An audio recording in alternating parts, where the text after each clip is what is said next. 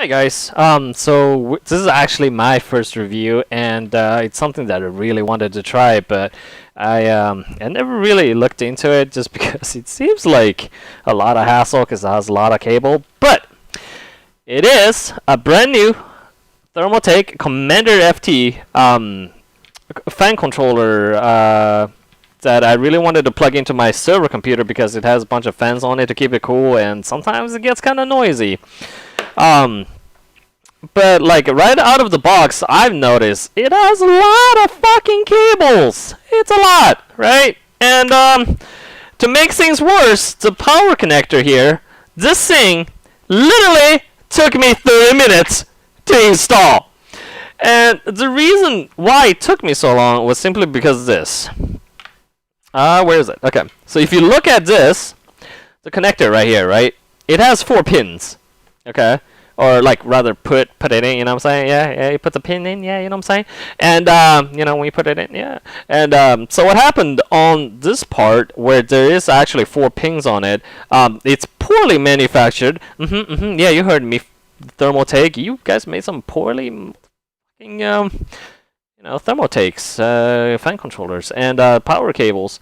And what happened was the power cable, the pins inside this specific piece that plugs in to here, was actually bent. So that's why it would just wouldn't align. So eventually I had to just keep resetting it, and it just took me half an hour. Eventually it just, forced it I kind of forced it in by pressing the end of the cable on both of these ends, so that it provides a little bit more extra force, so that it kind of glides in, if you know what I mean, or maybe not. And but the good thing about this fan is it has a few good features. It's a touchscreen, and it has, you can actually plug up to 5 fans. I can't speak. Up to 5 fans, and they also have a thermostat, which is right here. Yeah, that's right. It's a probe, and essentially what I'm gonna do is install this thermostat on top of my heatsink, because I want to get an accurate reading, but without affecting how the temperature on the CPU is, because the last thing you want to do is probably put this on top of the CPU if you're looking to record the case temperature. So just remember that, kids. All right, let's put it in. Yeah. So for everybody who haven't seen my server case, this is how it looks like.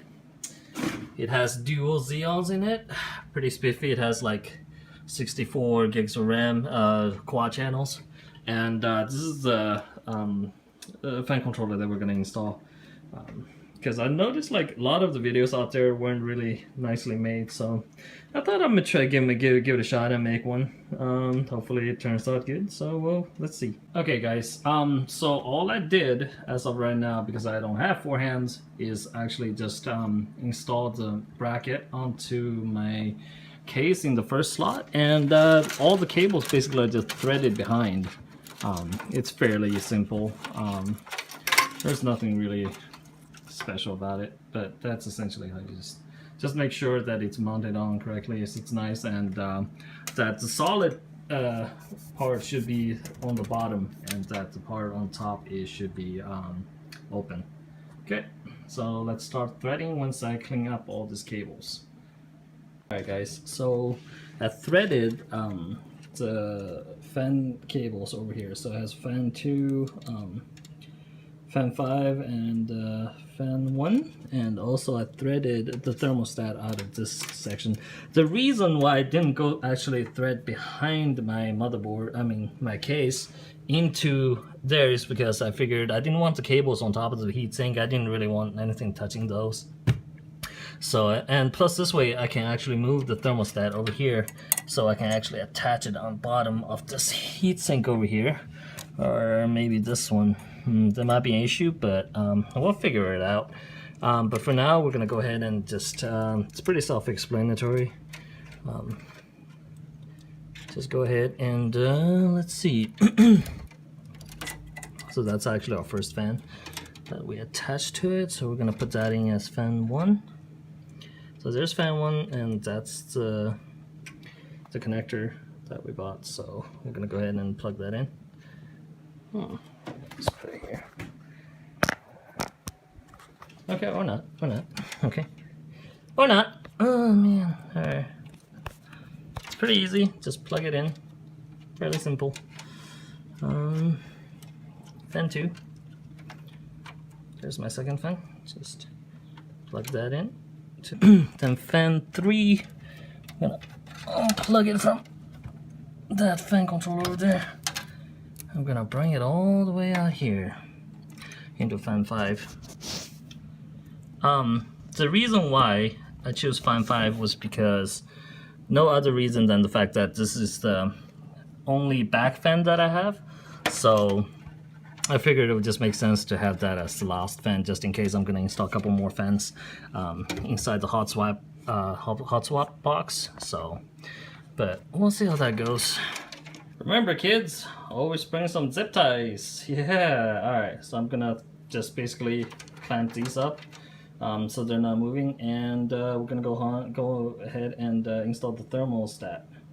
Alright guys, so this is literally the last part that we're gonna do. All I did was I took the little yellow piece of paper that came with it, that came with the thermostat, and I'm gonna place it basically under the heatsink,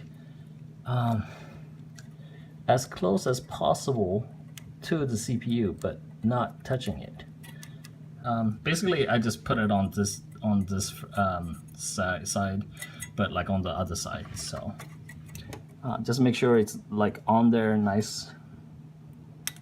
Oh, felt the tape coming off a little bit there.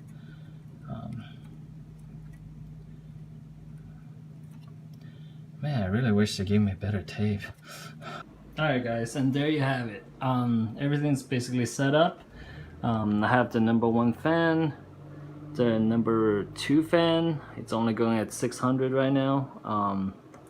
Say number 5 fan. It's really quiet right now, so it's looking really good. Hopefully it'll last for a while, and